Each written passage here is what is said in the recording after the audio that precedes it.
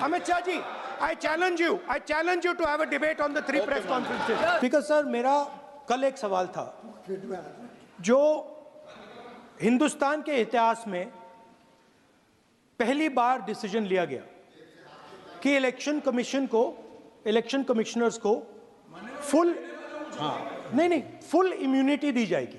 ठीक है, ये है ना, इसका जवाब इसका पीठ में खत्म नहीं किया सर। इसके पीछे जो थिंकिंग थी वो हमें सबसे पहले बताएं। ठीक है। दूसरी बात, नहीं हरियाणा की जहां इन्होंने बात की, इन्होंने एक उदाहरण लिया, वहां पर अनेक उदाहरण हैं। वो भी आपने दिया था ना, 19 वो भी आपने दिया था, इसलिए वो भी 19 लाख वहां पे फेक लोग वो उदाहरण आपने दिया था, इसलिए उसका जवाब दिया। और ये भी हमें बता दीजिए, actually let us have a debate on my press conference. Let us go. Let us have very good idea. Let us have a debate on my press conference. Amit Shah ji, I challenge you to have a debate on the three press conferences. Please. ठीक है, बैठ जाइए। माननीय, please माननीय, आपने बात की थी, प्लीज। उत्तर प्रदेश में और हरियाणा में दोनों चुनाव में वोट कैसे दे रहे हैं, प्लीज ये भी जवाब दे दीजिए। माननीय गृह मंत्री जी। मान्यवर, पहली बात मैं स्पष्ट करना चाहता हूं, मैं 30 साल से विधानसभा और संसद में जनप्रतिनिधि के रूप में चुनकर आता हूं। मुझे लंबा अनुभव है संसदीय प्रणाली का। विपक्ष के नेता महोदय कहते हैं कि पहले मेरी बात का आप जवाब दीजिए, मैं सुनना चाहता हूं। आपकी मुनसफी से संसद नहीं चलेगी। मेरे यहाँ बोलने का क्रम मैं तय करूंगा, इस तरह से नहीं चलेगी संसद। मान्यवर, उनको धैर्य रखना चाहिए, मेरा जवाब सुनने का। इनकी एक बात का जवाब मैं दूंगा, मगर मेरे भाषण का क्रम वो तय नहीं कर सकते, मैं करूंगा, क्योंकि मैं बोल रहा हूं।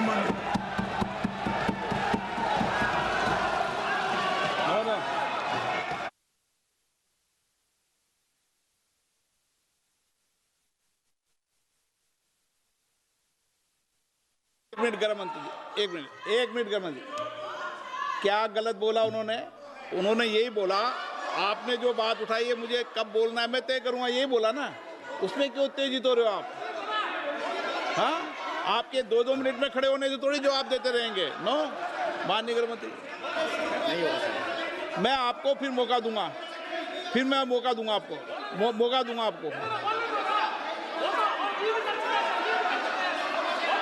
हाँ बोलिए, बोलिए सर, ये बोलिए। आपने अगर अमित शाह जी का रिस्पांस देखा तो ये कंप्लीटली डिफेंसिव रिस्पांस है, ये घबराया हुआ रिस्पांस है, ये डरा हुआ रिस्पांस है। अब सुनिए पूरी बात, प्लीज माननीय, नो, सच्चा रिस्पांस नहीं है। माननीय गृह मंत्री जी, मान्यवर, आपके चेहरे पर बैठो। मान्यवर, आपके चेहरे पर चिंता की लकीरें मैं देख रहा हूं कि मैं क्या बोलूंगा। मैं उनके उकसावे में नहीं आऊंगा, मैं मेरे विषय पर बोलूंगा। मान्यवर, मैंने इतना ही कहा कि मेरे भाषण का क्रम मैं तय करूंगा। मेरे भाषण का पहले क्या बोलना, बाद में क्या बोलना, मैं तय करूंगा। और मैं मानता हूं कि हर एक वक्ता का ये अधिकार है, उनका भी है, मेरा भी है। कल वो बोल रहे तो हम ऐसा थोड़ी ना बोले आप झूठ क्यों बोल रहे हो, हम नहीं बोल सकते साहब। वो माननीय विपक्ष के नेता है, वो बोल सकते अपना भाषण। मान्यवर, और मैंने तो ये भी कहा, मेरा पूरा भाषण छूट कर कुछ बच जाता है तो आप पूछिएगा, मैं जवाब दूंगा, मगर अब धैर्य भी चाहिए और सुनना भी चाहिए, दोनों चीजें करनी पड़ती है। मान्यवर, वोट चोरी का कोहराम बचा। मैं वोट चोरी किसको कहते हैं वो बताना चाहता हूं। वोट चोरी के 3 आयाम हैं। एक तो मतदाता नहीं है, मतलब योग्यता नहीं है, और आप वोटर बन जाते हो तो वोट चोरी माना जाएगा। दूसरा, आप गलत प्रकार से चुनाव जीतते हो तो वोट चोरी माना जाएगा। और तीसरा, जनादेश को डिफाई करते हो, मतलब वोट के विपरीत आप कोई पद प्राप्त कर लेते हो तो भी एक प्रकार से वोट चोरी होता है। अरे सुनो ना, क्यों जल्दबाजी करते हो मानिकम, क्यों? अब मैं 3 वोट चोरी की घटनाएं बताना चाहता हूं। सबसे पहली घटना हुई आजादी के बाद देश का प्रधानमंत्री तय करना था। तय कौन करना था? तो उस वक्त के जितने प्रांत थे इसके कांग्रेस के अध्यक्षों ने, उनके एक एक वोट से तय होना था। अब 28 वोट श्री सरदार पटेल को मिले और 2 वोट जवाहरलाल नेहरू जी को मिले।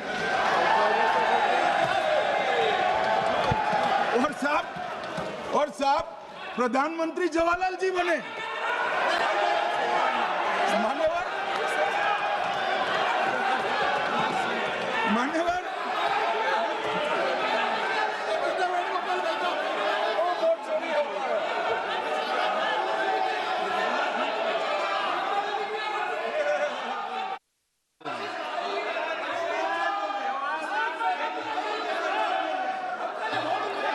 प्लीज, माननीय गृह मंत्री जी, माननीय गृह मंत्री जी, प्लीज।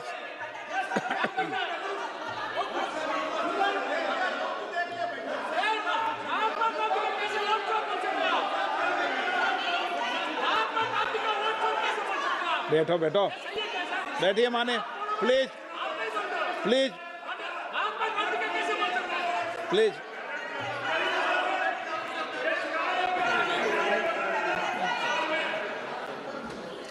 मान्यवर दूसरी, प्लीज बैठिए बैठिए माननीय सदस्य, प्लीज, हर बार नहीं उठते, बैठिए। मान्यवर दूसरे प्रकार की वोट चोरी और नैतिक तरीके से चुनाव जीतना, ऐसी वोट चोरी भी भूतकाल में एक बार हुई थी।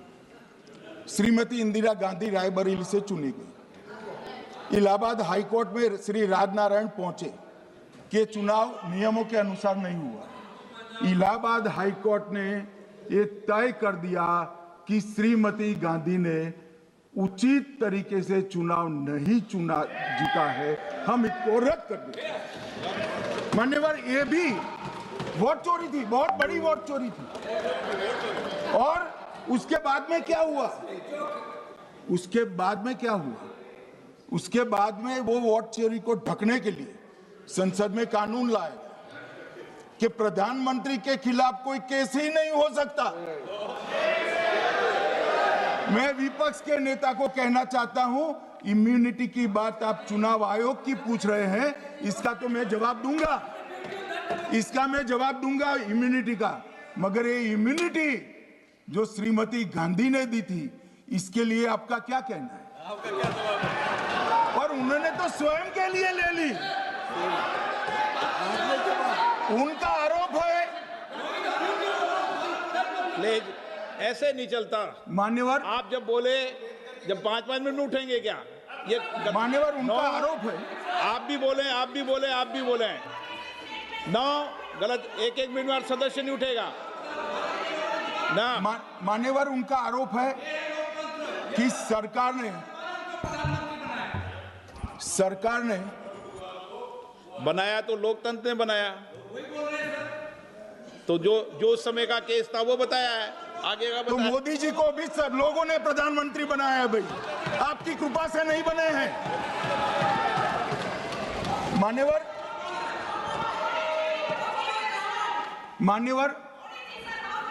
नो प्लीज, से माननीय तरीका ठीक नहीं है आपका, 2-2 मिनट में उठना। मान्यवर, विपक्ष के नेता ने कहा कि आपने चुनाव आयुक्तों को इम्यूनिटी दी। इनका आरोप सत्य नहीं है, मैं इसकी बात बाद में करता हूं। परंतु हमने तो चलो मानो चुनाव आयुक्त को इम्यूनिटी दी, श्रीमती गांधी ने तो अपने आप को इम्यूनिटी दी। और फिर जब ये संवैधानिक सुधार के वायरस चैलेंज हुए तो वो केस जीतने के लिए 2, 3 और 4 नंबर के सर्वोच्च न्यायालय के जज को बाईपास कर चौथे नंबर के जज को चीफ जस्टिस बनाया और वहां केस भी जीत लिया। और माननीय ये तो इतिहास है, कौन जुटला सकता है? इनको कोई पढ़ाता नहीं है इतिहास, ये तो इतिहास है, सर्वोच्च अदालत और संसद के रिकॉर्ड में रखा हुआ इतिहास है। इसके खिलाफ लल्लन सिंह जैसे कितने लोग पूरा जीवन लड़े बिहार में, इमरजेंसी के खिलाफ जेल में गए, लाखों लोग गए। और तीसरी वोट चोरी कहना चाहता हूं, तीसरी वोट चोरी का प्रकार मैंने बताया था कि योग्यता नहीं है और मतदाता बन जाना। अभी अभी एक वाद पहुंचा है, वाद मतलब डिस्प्यूट पहुंचा है दिल्ली की सिविल अदालत में। उसमें डिस्प्यूट ये है कि सोनिया गांधी जी इस देश की नागरिक बनने से पहले मतदाता बने।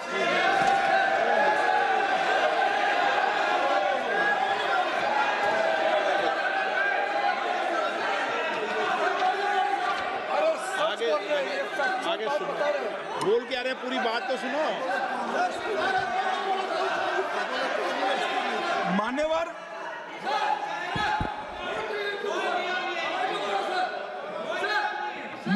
मैंने इतना ही कहा है कि अदालत में केस चल रहा है जो फैक्चुअल है। अब जवाब तो उनको अदालत में देना है, सोनिया जी ने यहां क्यों दे रहे? अदालत में जवाब देना है।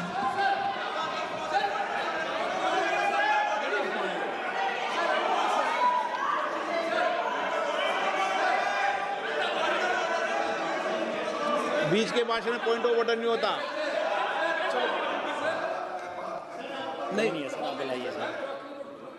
मुझे याद है जो माननीय सदस्य नहीं है, ये 352 ये रहा, 352 टेबल पे रहता है, मुझे वहां याद है 352। Home Minister is speaking about an issue which is pending in the court. Actually, what happens is, Rosaville Court, some period,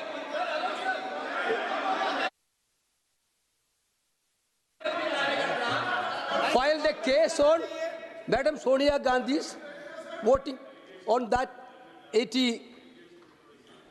Sir, that Ross Avenue Court dismissed that case without, there is no substance in that case. After that, the same person given an appeal. Gandhi not even voted in that election. I am challenging Home Minister. Okay. Sonia Gandhi not even voted that election. Can you prove it? Can you prove it? Sir, misleading statement a Home Minister doing. Sir, you are. What is this, sir? एक minute please दादा, एक minute please. No, बैठिए। No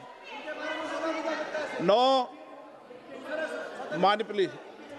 देखिए मान्य सदस्य, 2 दिन से मैं चर्चा को सुन रहा हूं और 352 आपने भी पढ़ा है, मैंने भी पढ़ा है, ठीक है ना। कई बार इधर से भी उधर से भी इस विषय को कई बार बोला गया है। जब डिबेट चलती है उसके संदर्भ में कई विषयों को बोला जाता है, ठीक है ना। और इसीलिए सुनिए बात, माननीय गृह मंत्री जी ने, आपने आधी बात सुनकर हर 2-2 मिनट में उठने लगोगे, ऐसे चर्चा नहीं होती। आप उनकी पूरी बात को सुनिए, क्या संदर्भ था, उन्होंने कोई फैसला नहीं दिया है, उन्होंने एक जानकारी जो आई है वो जानकारी सदन के पटल पे रखी है। अब मुझे सुनिए तो, अब आपने एक मुद्दा खड़ा किया, मुझे जवाब तो देने दीजिए। मान्यवर, मैंने कुछ ऐसा नहीं कहा, मैंने सिर्फ इतना कहा है कि एक वाद दायर हुआ है दिल्ली की अदालत में।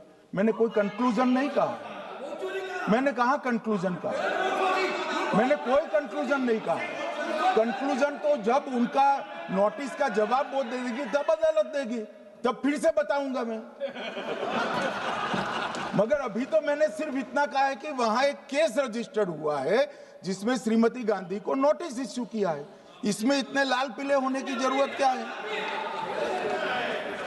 मान्यवर, हम सबका साझा दायित्व है, हम भी विपक्ष में बैठे, हम चुनाव जितने जीते हैं इससे ज्यादा हारे हैं। हम लोगों का तो एक प्रकार से पौना जिंदगी ही विपक्ष में ही चला गया, चाहे राज्य हो या केंद्र हो। कई चुनाव हमारे, हमने चुनाव आयुक्त और चुनाव आयोग पर कभी आरोप नहीं लगाए। एक नया पैटर्न खड़ा, एक नया पैटर्न। मैं पूरा वाक्य नहीं बताना चाहता। श्रीमती ममता बनर्जी ने चुनाव आयोग पर आरोप लगाए, स्टालिन जी ने लगाए, बीडी सतीशन जी ने लगाए, श्री राहुल गांधी ने लगाए, मल्लिकार्जुन खड़गे जी ने लगाए, तेजस्वी यादव जी ने लगाए, अखिलेश यादव जी ने लगाए, वी शिवन कुट्टी ने लगाए, हेमंत सोरेन जी ने लगाए, भगवंत मान जी ने लगाए। अब पहले तो ऐसी परंपरा सिर्फ कांग्रेस पार्टी में थी, मगर संपर्क का दोष कहता होता है साहब, ये सारे इंडिया अलायंस वाले चुनाव आयोग के खिलाफ आते। मान्यवर, चुनाव आयोग एक तटस्थता से चुनाव कराने वाला संस्थान बनाया गया और इसकी मान्यता कोई पॉलिटिकल पार्टी ने नहीं दी, भाग और अनुच्छेदों के तहत हमारे संविधान ने दी है और ये संवैधानिक प्रक्रिया है। इस संवैधानिक प्रक्रिया पर सवाल खड़े कर कर, अनर्गल आरोप कर कर आप पूरे चुनाव आयोग की एक प्रकार से पूरे दुनिया में इसकी छवि को धूमिल करने का काम कर रहे हैं। आपको लगता है कि आप सरकार की छवि धूमिल करें? ना जी, आप पूरी दुनिया में भारत के लोकतंत्र की छवि को धूमिल करें। मान्यवर, सरकार का तो इतना ही सवाल है, मान्यवर सरकार का तो इतना ही सवाल है कि भारत के मतदाता क्या सोचेंगे, मगर मतदाता का सोचने का सवाल नहीं है। मतदाता को तो मालूम है कि हमने तो वोट दिया है इसलिए चुनकर आए हैं, तो उसके मन में कोई डाउट नहीं है। ये वोट चोरी करते रहे, घुसपैठिया बचाओ यात्रा निकाली और बिहार में 2/3 बहुमत से हम जीते। मान्यवर, ये जो नई परंपरा शुरू हुई कि देश के अंदर चुनाव न जीते तो चुनाव आयोग को बदनाम करो, चुनाव प्रक्रिया को बदनाम करो, मतदाता सूची को बदनाम करो, ये हमारे लोकतंत्र का भला नहीं करेगी। यही आयुक्त के तहत, यही सरकार के होते हुए आप कई चुनाव जीते, हम कुछ नहीं बोले, हम पार्टी में बैठकर इसकी मीमांसा की, मगर ये लोग चुनाव आयोग पर। प्लीज नो, आप बैठिए, आप ठीक है बैठिए। माननीय सदस्य प्लीज प्लीज। मान्यवर, मैं थोड़ी स्पष्टता के लिए आंकड़ा देना चाहता हूं। मई 14 में श्रीमान नरेंद्र मोदी इस देश के प्रधानमंत्री बने, तब से उनको आपत्ति है। तो एनडीए क्या क्या जीती? 3 लोकसभा चुनाव हम जीते, 41 राज्यों के विधानसभा चुनाव जीते, तो हम 44 विधानसभा टोटल चुनाव जीते हैं 2024 से 25 तक। मगर वो भी 30 चुनाव जीते हैं अलग अलग विधानसभा में, 30 जगह पे। अगर मतदाता सूची करेक्ट है तो क्यों शपथ लिया, क्यों चुनाव लड़ा?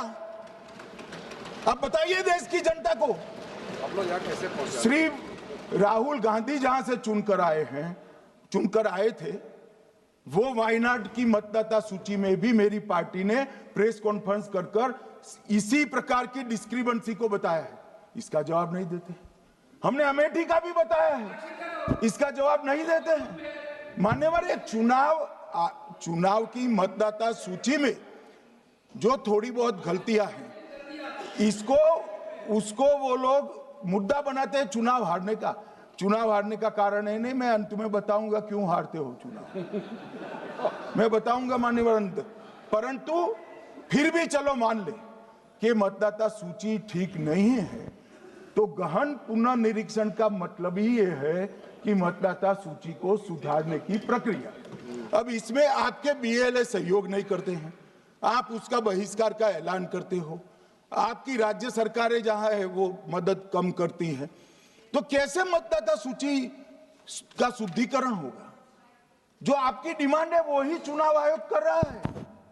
आपकी डिमांड है कि मतदाता सूची ठीक हो, वो चुनाव आयोग कर रहा है। मगर हुआ क्या है मान्यवर मालूम है? इनको अब अगर प्रेस में कोई पत्रकार उनको पसंद ना आए ऐसा सवाल पूछते हैं तो तुम बीजेपी के एजेंट हो ऐसा कहते हैं। मान्यवर सवाल जो भी हो उसको लेना चाहिए। मान्यवर पत्रकार कभी बीजेपी का एजेंट नहीं होता है, मगर आप अगर ऐसा मानते हो कि लोकतंत्र में आपको पसंद आए ऐसे ही सवाल पत्रकार पूछे तो ये नहीं हो सकता। इमरजेंसी नहीं है भाई, इमरजेंसी नहीं है। मान्यवर एक प्रेस में कोई सवाल पूछता है तो कहते हैं बीजेपी के एजेंट हो। केस हारते हैं तो जज पर आरोप कर देते हैं, चुनाव हारते हैं तो ईवीएम पर आरोप करते हैं। ईवीएम की दलील अब गले नहीं उतरती तो वोट चोरी का मुद्दा लेकर आए। वोट चोरी का मुद्दा लेकर पूरा बिहार में यात्रा निकाली, फिर भी हार गए। अब हारने का कारण आपका नेतृत्व है, ये हारने का कारण ईवीएम और मतदाता सूची नहीं। और अगर ये मानते हैं मान्यवर,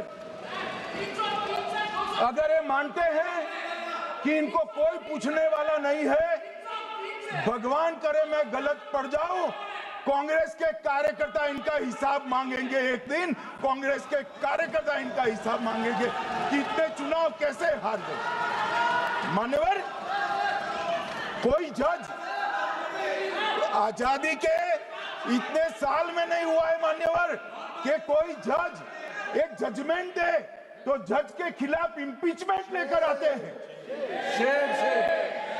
अपनी वोट बैंक को एड्रेस करने के लिए इंपीचमेंट लेकर आते हैं मान्यवर।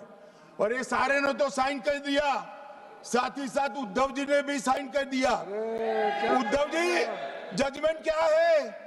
एक पहाड़ी पर मान्यता है कि हाँ सबसे ऊपर दिया जलाया जाए। मान्यवर ये वोट बैंक को संभालने के लिए एक हाईकोर्ट के जज के सामने इंपीचमेंट लेकर आए हैं। देश की जनता उनको मदद नहीं करे।